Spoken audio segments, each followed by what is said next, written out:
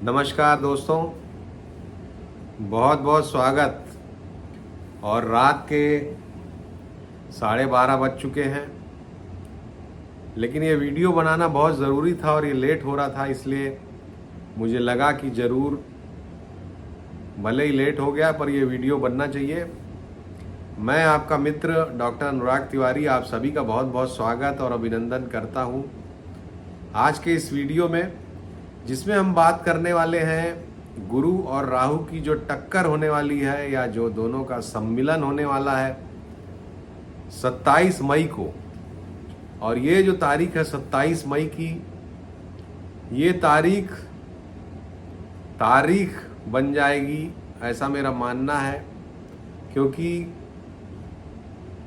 कुछ दिन नहीं, कुछ हफ्ते नहीं, कुछ महीने भी नहीं, बल्कि सालों तक इसका प्रभाव रहने वाला है इस युति का आपके और हमारे जीवन के ऊपर। इतनी महत्वपूर्ण ये घटना होने वाली है 27 मई को।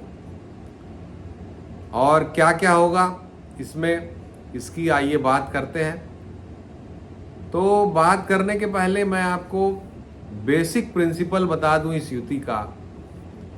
बेसिक प्रिंसिपल ये है दोस्तों कि बृहस्पति और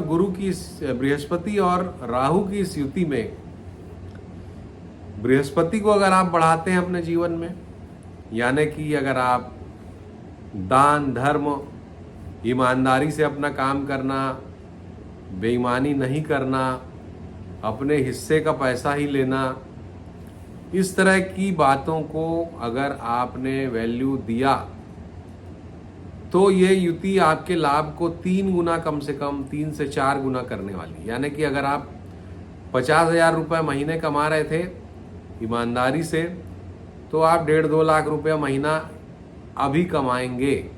आगे की मैं नहीं कह रहा हूँ, पर ये 1 महीने 2 महीने ज़रूर आपकी जो अर्निंग है उसको बहुत बढ़ा देगा। हो सकता है कि 6-7 महीने तक भी बढ़ा दे, वो आप डिपेंड करता है कि आपकी कुंडली में किस तरह के कॉम्बिनेशंस हैं।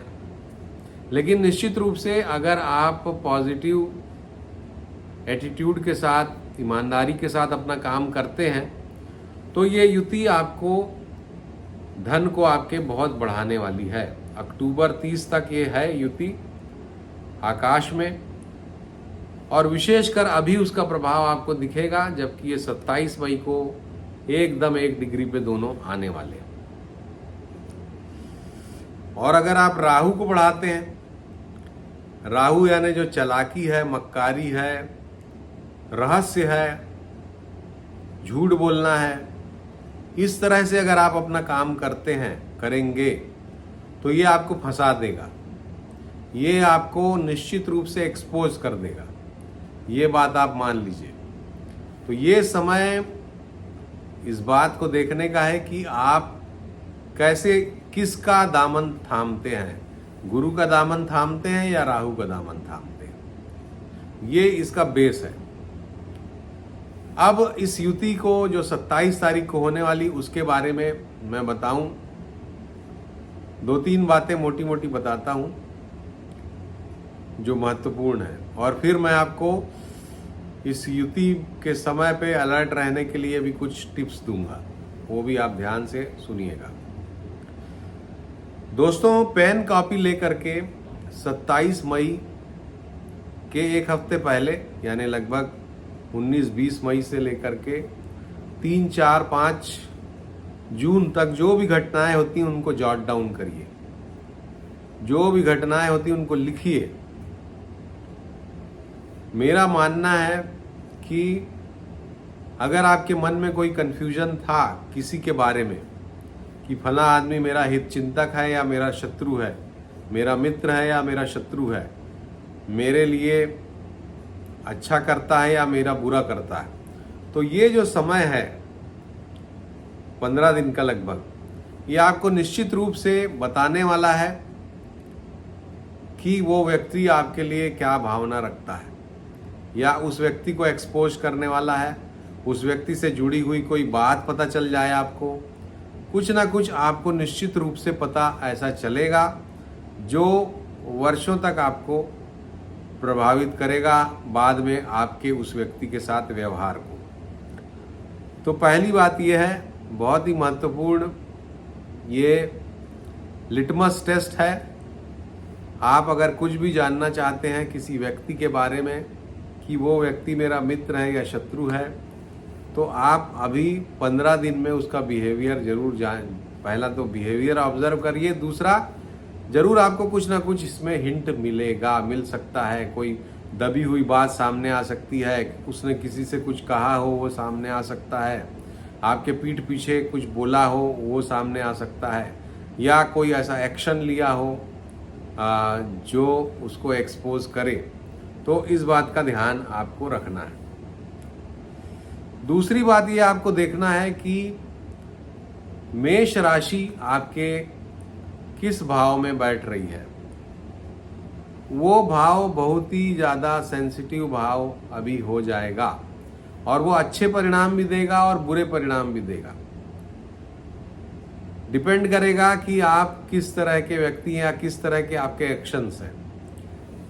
जैसे कि मेष राशि मान लीजिए आपके तीसरे भाव में बैठती है, तो आपके भाइयों के बारे में आपको बहुत गहरी बातें पता चलेंगी। आपके भाइयों के बारे में संबंधों के रीएनालिसिस का टाइम आ गया है। आपके पराक्रम के बारे में, आपकी मेहनत के बारे में रियल असेसमेंट आपको मिलेगा इस समय पर। कोई आपको बोल देगा तुम यार मेहनत ही नहीं करते, या कोई भी इसी तरह की बात, जो आप किस तरह की मेहनत करते हैं वो आपको बताएगा। एक्चुअल एनालिसिस आपका तीसरे भाव में चूंकि बैठ रहा है मेष राशि, वहाँ से संबंधित जो भी कारकत्व हैं जैसे कि भाई या पराक्रम या यात्राएं भी आपको कराएगा बहुत ज़्यादा, जिनका तीसरे भाव में मेष राशि है। तो इस तरह से जिस भी भाव में आपके मेष राशि बैठती है वो आपको विशेष प्रभाव इस समय पर दिखाएगी। 15 दिन आप जो नोट करेंगे आप देखेंगे कि ये वास्तव में उस पर्टिकुलर भाव से संबंधित है। जो लोग ज्योतिष जानते हैं उनको विशेष रूप से देखना चाहिए। जो ज्योतिष नहीं जानते हैं उनको शॉर्ट में बता दूं कि अगर पहले भाव में मेष राशि बैठ रही है तो आपके स्वयं के बारे में, आपके शरीर के बारे में, आपके आत्मबल के बारे में कुछ विशेष घटनाएं इस समय होंगी। स्वास्थ्य के बारे में विशेष घटनाएं होंगी, आपके आत्मसम्मान के बारे में विशेष घटनाएं होंगी। दूसरे भाव में है तो धन के बारे में, जो आपका संचित धन है, तिजोरी में पड़ा हुआ, लॉकर में पड़ा हुआ, बैंक अकाउंट में पड़ा हुआ पैसा है, उसके बारे में बड़ी घटनाएं, बड़ी चीज़ें होंगी। तीसरा भाव है तो मैंने बता दिया है, पराक्रम, भाई से संबंधित, यात्रा से संबंधित बड़ी घटनाएं होंगी। चौथा भाव में अगर आपकी मेष राशि बैठती है तो वाहन वगैरह खरीदने के मामले में, जमीन जायदाद प्रॉपर्टी के मामले में बड़ी घटनाएं होंगी। एक्सीडेंट वगैरह भी हो सकता है अगर आपकी कुंडली में योग ठीक नहीं है तो सावधान रहिए। पांचवें भाव में अगर बैठ रहा है मेष राशि तो आपके संतान के बारे में, आपके प्रेम संबंध के बारे में बड़ी घटनाएं होंगी। प्रेम संबंध खुल सकता है, संतान के बारे में कोई ऐसी बात पता चल सकती है जो खराब हो या बहुत अच्छी भी हो, ऐसा भी हो सकता है। छठवें भाव में अगर है तो कोई नया रोग आपको पता चल सकता है, या आपका लोन जो है क्लियर हो सकता है। कोई बहुत पुराना लोन आपको बर्डन किए हुए था वो इस समय पर क्लियर हो सकता है,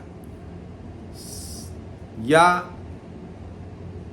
कोई आपका शत्रु है वो जगह से हट जाए, यानी कि वो जगह ही छोड़ दे जहाँ पे और आपको प्रॉब्लम क्रिएट करता था तो आप फ्री हो जाएं, ऐसा भी हो सकता है।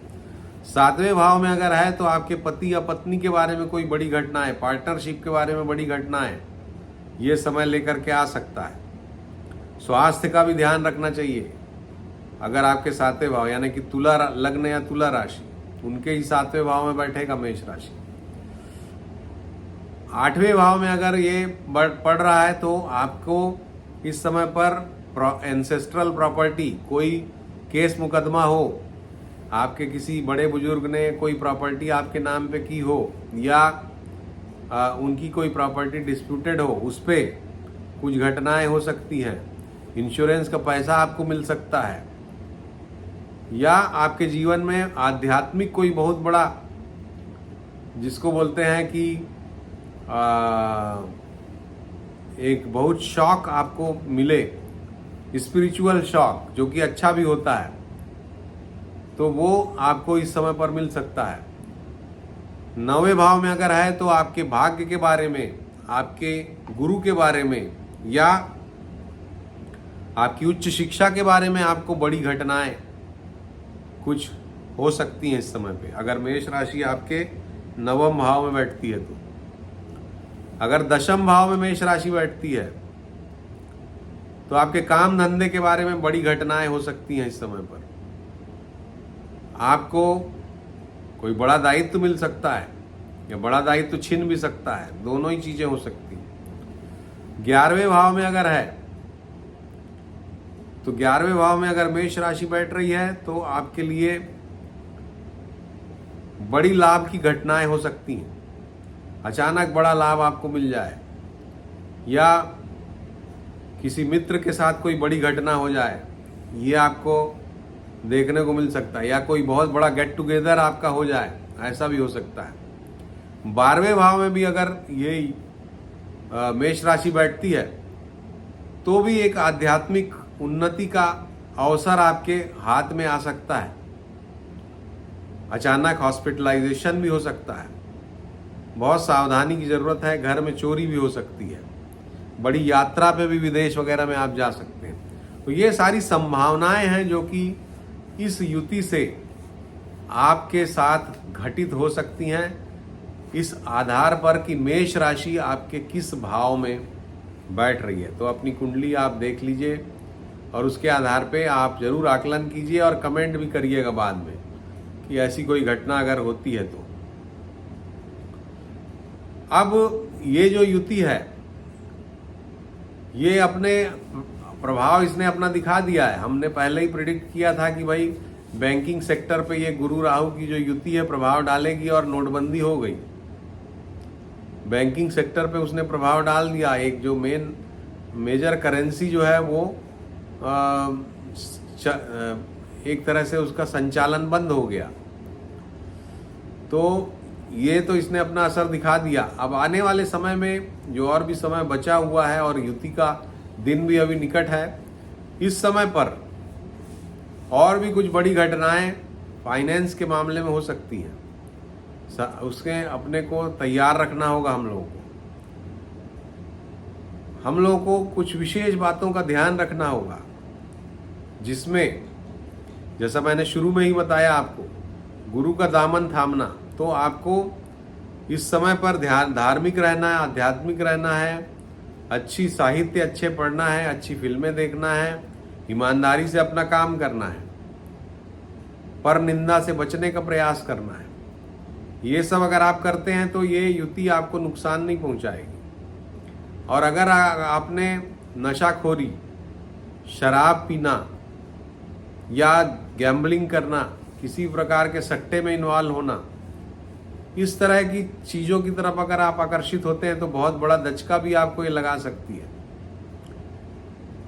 अगर आपने अपना घर बिना ज्यादा ठीक से बंद किए अगर आप कहीं बाहर चले गए तो घर में चोरी होने का भी खतरा हो सकता है, क्योंकि गुरु कहीं ना कहीं 12वें भाव का स्वामी है जगत कुंडली के, और राहु के साथ जा रहा है।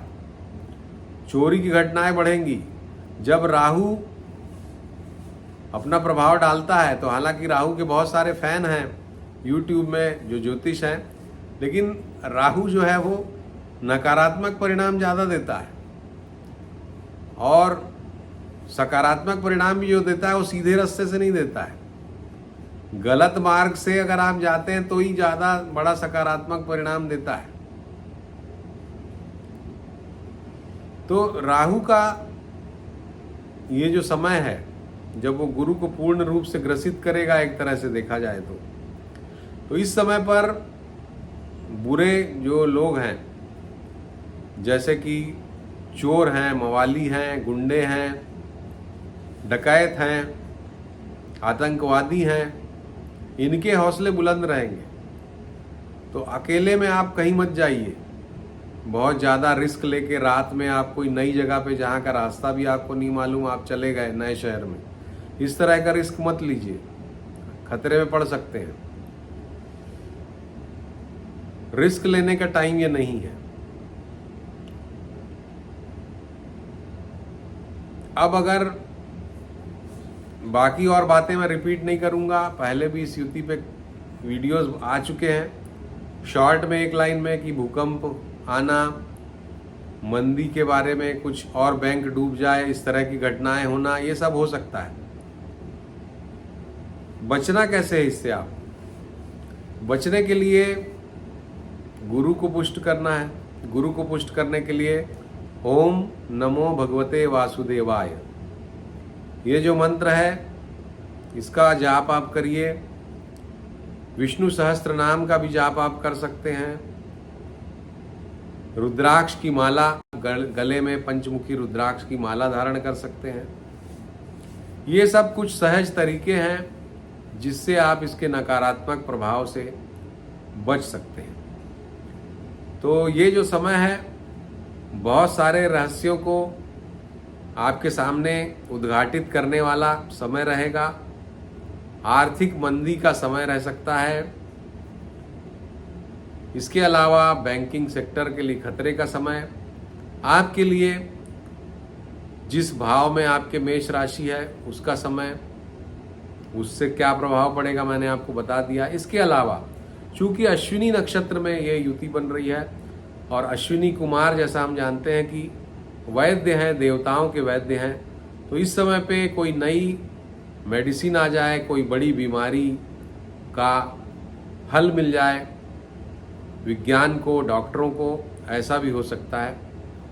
तो बहुत सारे सकारात्मक पहलुओं और बहुत सारे नकारात्मक पहलुओं को लिए हुए ये युति 27 मई को हमको आपको प्रभावित करेगी। इसका शुभ प्रभाव आपके जीवन में ज़्यादा हो, इस उम्मीद और अभिलाषा के साथ नमस्कार, धन्यवाद।